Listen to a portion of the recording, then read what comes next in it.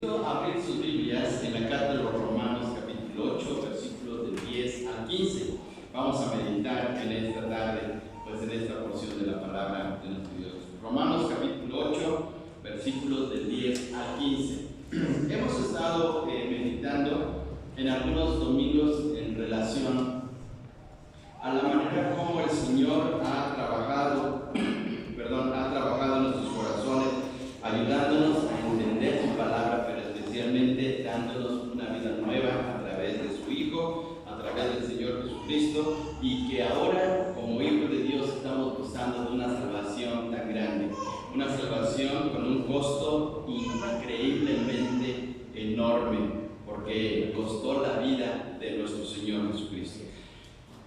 Pero el pasaje que vamos a ver ahora aquí, vamos a tomar en consideración con una palabra muy especial que aparece en el versículo 15. Estamos en Romanos capítulo 8, versículos del 10 al 15, pero hay una palabra que nos va a servir para la meditación de esta tarde. Y dice en el versículo 15, pues no habéis recibido el espíritu de esclavitud. Subraye esa frase, esas tres palabras, espíritu de esclavitud, para estar otra vez en temor, sino que habéis recibido el espíritu de adopción, por el cual clamamos, Abba, Padre. Aparece esta expresión, espíritu de esclavitud, y más adelante aparece espíritu de adopción. A veces hay palabras que no se entienden tan fácilmente a la primera. ¿Alguien recuerda cuál es la frase lema de la UNAM? ¿Cuál es la frase lema de la UNAM? A ver, los que han ido a la UNAM, ¿cuál es el lema que aparece, las palabras clave que aparecen en el escudo de la UNAM? Muy bien, por mi raza hablará mi espíritu. Bien, por mi raza hablará mi espíritu. Bien, bueno, ¿qué es espíritu ahí? ¿A qué se refiere ahí la palabra espíritu? Y aquí estamos viendo en el versículo 15 dos frases, dos palabras, dos términos que tienen que ver con la palabra espíritu. Fíjense bien, dice espíritu de esclavitud y espíritu de adopción. ¿Qué es eso? ¿Qué da a entender la palabra espíritu? Bueno, hay palabras que tienen varios significados. Una sola palabra tiene varios significados. Y la palabra espíritu se puede referir, en primer lugar, se puede referir a un ser inmaterial, a un ser que no necesita de cuerpo, pero es un ser, es una persona, es alguien que está ahí presente. Por ejemplo, en el caso de Dios, Juan 4:24 dice el Señor Jesús que Dios es espíritu. No lo vemos, no sabemos cómo es su cuerpo, más bien no tiene cuerpo, pero ahí está Dios. Entonces Dios es espíritu. Los ángeles también son espíritu, los demonios también son espíritu, y en el interior nuestro también está el espíritu. Bueno, esa es una definición.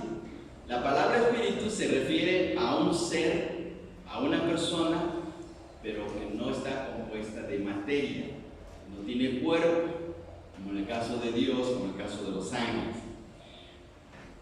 Otro significado más de la palabra espíritu es don especial dado por Dios. Don especial dado por Dios. Les invito a abrir sus Biblias en Apocalipsis 19:10, por favor. Apocalipsis capítulo 19 y versículo 10. Apocalipsis capítulo 19 y versículo 10. Veamos lo que dice este texto. Yo me postré a sus pies para adorarle, y él me dijo, mira, no lo hagas, yo soy consiervo tuyo y de tus hermanos que retienen el testimonio de Jesús. Ahora veamos esta frase, adora a Dios porque el testimonio de Jesús es el espíritu de la profecía.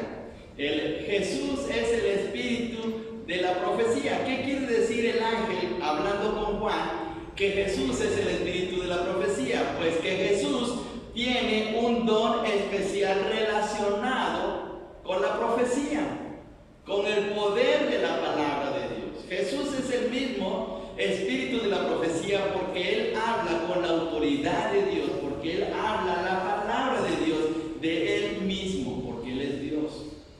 Entonces aquí la palabra espíritu de profecía se refiere al don que Dios le ha dado o que Dios tiene en sí mismo relacionado con una cualidad, como en este caso de la profecía. Pero también la palabra espíritu, fíjense bien, ya hay dos significados diferentes. Por eso cuando estamos estudiando la Biblia, hermanos, tenemos que ir al diccionario. Tenemos que tomar, no necesariamente un diccionario bíblico, si es bíblico, qué bueno, pero es importante que estudiemos la palabra de Dios tomando en cuenta un diccionario, porque a veces hay palabras que no entendemos a la primera, ¿sí? Entonces hay que tomar en cuenta esto. Bien, ahora la palabra espíritu que aparece en el versículo 15 de Romanos 8, ahora dice, pues no habéis recibido el espíritu de esclavitud. ¿Y a poco podríamos interpretar que se refiere a un ser inmaterial? Una persona que no tiene cuerpo, ¿se refiere a eso? A ver, hermano, piensen un momento. Cuando Pablo escribe en Romanos 8:15, pues no habéis recibido el espíritu de esclavitud, se refiere, no habéis recibido una persona inmaterial de esclavitud, ¿se refiere a eso? No tiene que ver con eso. O no habéis recibido el don de la esclavitud, tampoco, pues no tiene que ver nada con el don. Entonces, ¿a qué se refiere la palabra espíritu aquí? Pues se refiere al carácter.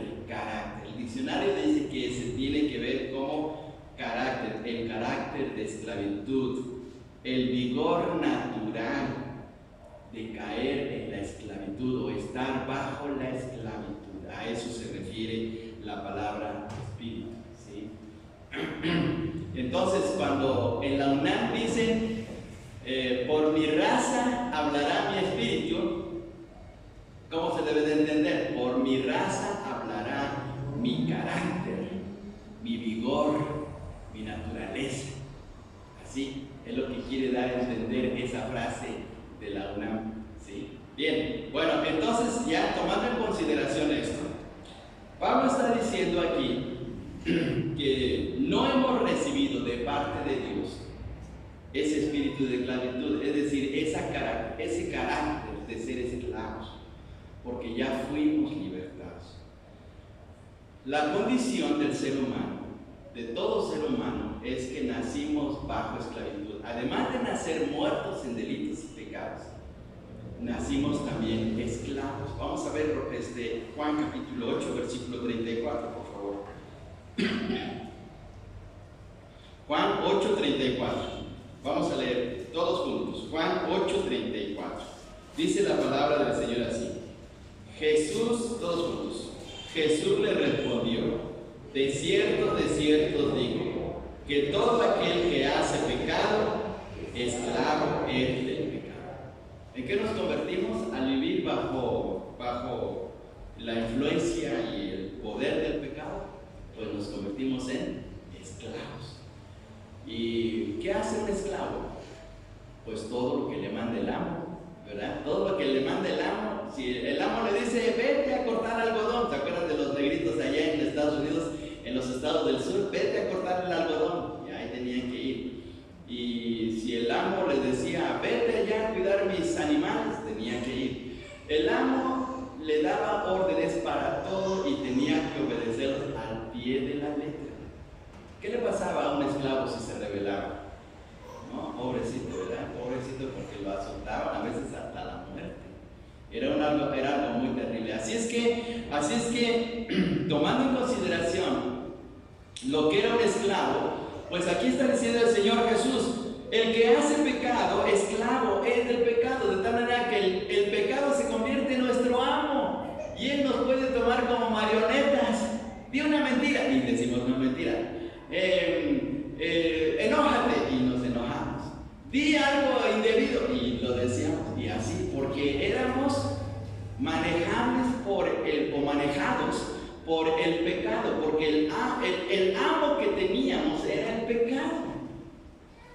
Y entonces él hacía el pecado actuando. Obviamente estamos utilizando un término metafórico, no es que el pecado sea una persona, pero en un sentido simbólico, el pecado estaba actuando como un amo, pero un amo terrible donde hacíamos cosas muy indebidas debido a que él dictaba las acciones de nuestra existencia. Podíamos vivir mal y andar mal todos los días porque el mismo pecado nos decía, vive de esta manera. Pero miren, aquí es donde vino algo grandioso, y es lo que dice Pablo en Romanos capítulo 8 y versículo 15. No nos ha dado Dios nos ha dado eso, no hemos recibido ese espíritu de esclavitud, ya hemos sido ahora libertados. Por favor, vamos ahora a leer de Romanos capítulo 8, versículos del 10 en adelante. Pero si Cristo, versículo 10 dice, pero si Cristo está en vosotros, el cuerpo en verdad está muerto a causa del pecado, mas el espíritu vive a causa de la justicia. Pero ahora veamos el versículo 11. Y si el espíritu, aquí la palabra espíritu está con mayúscula porque se refiere al Espíritu Santo. Si el espíritu de aquel que levantó de los muertos a Jesús mora en vosotros, el que levantó de los muertos a Cristo Jesús vivificará también vuestros cuerpos mortales por su espíritu que mora en vosotros. Subraye la última frase, por su espíritu que mora en vosotros. ¿Quién está morando en nosotros? El Espíritu de Dios. Así que, hermanos, deudores somos no a la carne, para que vivamos conforme a la carne, porque si vivís conforme a la carne moriréis. Mas si por el Espíritu hacéis morir las obras de la carne, viviréis. Porque todos los que son guiados por el Espíritu de Dios, estos son hijos de Dios. Miren qué palabras tan tremendas el apóstol Pablo está escribiendo en esta carta para animarnos a vivir una vida digna del Señor. Hay un serio problema que tenemos, hay un serio problema. Aunque ya somos hijos de Dios y hemos nacido a una vida nueva y Cristo está morando en nosotros y el Espíritu Santo también está en nosotros, pero Dios no ha terminado con nuestra naturaleza pecaminosa. Esa es la razón de por qué reaccionamos mal. Porque si la naturaleza humana pecaminosa que está en nosotros hubiese terminado en el momento de nuestra conversión, todos seríamos perfectos. Todos estaríamos en un nivel de vida espiritual, pero grandiosa. No habría ese problema. Pero resulta que no es así, porque nos convertimos y seguimos actuando mal, o no es así, ¿no? No es así que tenemos actitudes a veces negativas y malas en nuestra vida. ¿Por qué? Porque nuestra naturaleza humana no está terminada. Por eso es que Dios nos está hablando a través del apóstol Pablo diciéndonos, ya no estén bajo ese espíritu, bajo ese carácter de esclavitud, porque ya han sido liberados. Ya están en una dimensión de vida diferente, aunque la naturaleza humana está ahí y está ejerciendo su acción para llevarlo por un camino incorrecto, pero ya no estamos bajo su dominio porque ya alguien los libertó. Ahora vamos a ver, hay tres formas en que el Señor nos ha libertado del poder del pecado. Número 1, capítulo 6, versículo 17 de Romanos. Vamos a Romanos capítulo 6 y versículo 17. Romanos 6, 17 dice, pero gracias a Dios, miren la expresión, pero gracias a Dios que aunque eres esclavo del pecado, habéis obedecido de corazón aquella forma de doctrina a la cual fuisteis entregados. Mire, dice el apóstol Pablo, aunque eres esclavo del pecado, habéis obedecido de corazón aquella forma de doctrina. ¿De qué doctrina está hablando? ¿De la doctrina de los mormones? ¿De la doctrina de los testigos de Jehová? ¿De la doctrina de los bautistas? ¿De la doctrina de los hermanos pentecostés? ¿De la doctrina de los metodistas? ¿De qué tipo de doctrina está refiriéndose? La enseñanza de la palabra de Dios.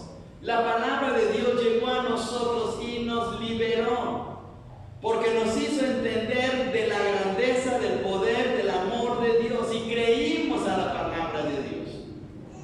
Mire qué cosa tan especial. La palabra de Dios actuó a nuestro favor. Dice en el versículo 17, habéis obedecido de corazón. No fue una cosa más así superficial. De corazón se obedeció el mensaje del Evangelio, el mensaje de Cristo. Hay una ilustración en el Salmo 107. Les invito a que vayamos al Salmo 107. Una ilustración muy especial relacionado con el asunto de la esclavitud. El Salmo 107 habla acerca de las diferentes maneras en que a veces nos encontramos cuando nos alejamos de Dios. A veces estamos como vagabundos en el desierto, a veces estamos como náufragos en alta mar. Pero vamos a ver, por favor, en el Salmo 107, versículos del 15 al 20, que nos está hablando como prisioneros, como personas que han estado en la cárcel. Vamos, por favor, versículo 15 al 20 del Salmo 107. Dice: alaben la misericordia de Jehová y sus maravillas para con los hijos de los hombres, porque quebrantó, fíjense bien lo que hizo Dios, quebrantó las puertas de bronce y desmenuzó los cerrojos de hierro. Fueron afligidos los insensatos a causa del camino de su rebelión y a causa de sus maldades. Su alma abominó todo alimento y llegaron hasta las puertas de la muerte. Pero clamaron a Jehová en su angustia y los libró de sus aflicciones. Envió su palabra y los sanó y los libró de su ruina. Miren qué mensaje tan tremendo. El salmista está tomando la figura de una persona que está en la cárcel por su rebelión, por su mala vida. Pero ahí en medio de la cárcel clamó, dice en el versículo 19, pero clamaron, buscaron a Dios. Y entonces vino la palabra de Dios que los libertó. Y un día en medio de las situaciones que vivíamos en nuestro mundo, esclavos del pecado, la palabra de Dios llegó y tocó a nuestros corazones. A través de un pasaje bíblico, a través de un folleto, a través de escuchar una predicación, y Dios conmovió nuestros corazones y dijimos: sí, necesito ser libre por la palabra de Dios. Así es que la palabra de Dios actuó de una manera grandiosa. Vamos a ver la segunda cosa. Así es que fuimos libertados por la palabra de Dios. Ahora, el Evangelio de Juan, capítulo 8 y versículo 36, por favor. Evangelio de Juan, capítulo 8 y versículo 36. Es un texto que de seguro lo conocemos muy bien. Dice de la siguiente manera, todos juntos, vamos a leer, todos juntos. Así que, si el Hijo que más os libertare, seréis verdaderamente libres. El Señor fue el que nos libertó. Él fue el que rompió las ataduras de nuestra esclavitud. ¿Cómo ponen a una persona esclavizada? ¿Cómo pintan, cómo dibujan a una persona esclavizada? Lo ponen con una bola de hierro, ¿verdad? Una bola de hierro y una cadena que está pegada a una de sus piernas o a uno de sus pies, y así va por el camino, ¿no? Pues un día el Señor vino y nos libertó de esas cadenas. Cristo vino para romper las cadenas del pecado que estaban atando a nuestro corazón, para darnos plena libertad. Por eso dice aquí el texto: así que si el Hijo os libertare, seréis verdaderamente libres. La verdadera libertad está en Jesucristo, no en otra cosa. En el versículo 34, ya lo leímos hace rato, dice el Señor Jesús que los que hacen pecado son esclavos del pecado, pero Cristo vino para terminar con ese serio problema. Ahora, por favor, vayamos hasta 1 de Juan, capítulo 3, por favor. 1 de Juan, capítulo 3. Y leamos el versículo 5, por favor. 1 de Juan, capítulo 3 y versículo 5. También leamos todos juntos. Dice: sabéis que Él apareció para quitar nuestros pecados y no hay pecado en Él. ¿Para qué vino el Señor Jesús? ¿Para qué apareció? Para quitar nuestros pecados. Él vino para libertarnos, para quitar esa bola, por decir así, esa bola de hierro que nos esclavizaba, llamada pecado. La rompió, la quitó de nuestra persona para que camináramos libremente en adoración y en servicio hacia Él. Miren qué tremendo. Y ahora todavía, por favor, Romanos capítulo 8, versículos 11. Otra vez regresamos hasta Romanos capítulo 8, versículo 11, dice de la siguiente manera: y si el Espíritu de aquel que levantó de los muertos a Jesús mora en vosotros, el que levantó de los muertos a Cristo Jesús vivificará también vuestros cuerpos mortales por su Espíritu que mora en vosotros. A través del Señor Jesucristo, el Espíritu Santo vino a nuestro corazón para darnos una vida nueva, una vida libre, una vida grandiosa, en donde podemos experimentar de la libertad del pecado, ahora en relación con Él. En el versículo 13 dice de la siguiente manera: porque si vivís conforme la carne moriréis, mas si por el Espíritu, y la palabra Espíritu está en mayúscula, hacéis morir las obras de la carne, viviréis. Vivimos ahora en una dimensión de vida totalmente diferente. Ahora nos gozamos en la adoración a nuestro Dios, nos gozamos en meditar en su palabra, nos gozamos en vivir para nuestro Dios. Y versículo 15 que leímos: pues no habéis recibido el espíritu de esclavitud para estar otra vez en temor. ¿Qué nos producía el pecado? Pues temor, porque estábamos pensando: ahora me va a ir mal, ahora ya cometí este pecado, ahora Dios ya no me ama, o ya no voy a recibir las bendiciones de Dios. Pues estábamos con ese temor. Pero dice aquí el texto: sino que habéis recibido el espíritu de adopción, es decir, la capacidad, la bendición de ser adoptados como hijos de Dios.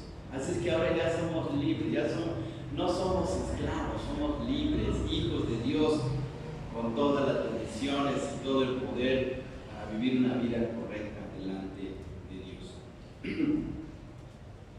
Ahora, ¿qué tenemos que hacer? Pues simplemente ajustarnos a la dirección del Señor en nuestras vidas. Por favor, vamos a leer 2 versículos más y ya vamos a terminar.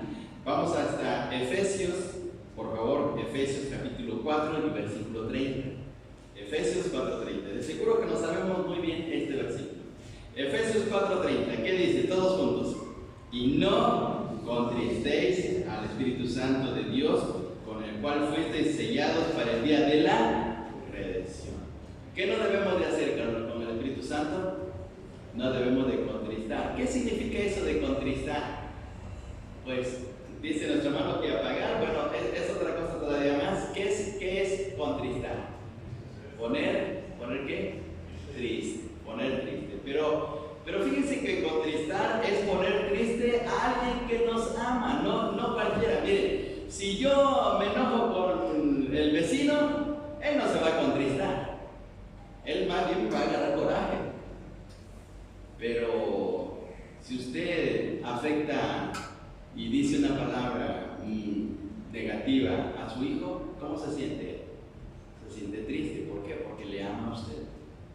Entonces dice aquí el texto: no hay que contristar al Espíritu de Dios. Entonces tenemos que vivir una vida acorde a la dirección del Espíritu Santo.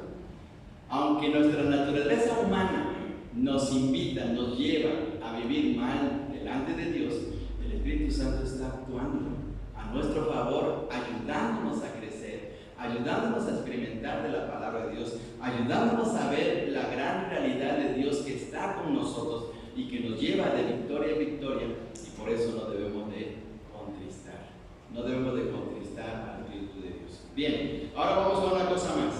Esa es la primera cosa que tenemos que hacer. Ahora les pido por favor que vayamos a la carta a los Colosenses, capítulo 3 y versículo 16.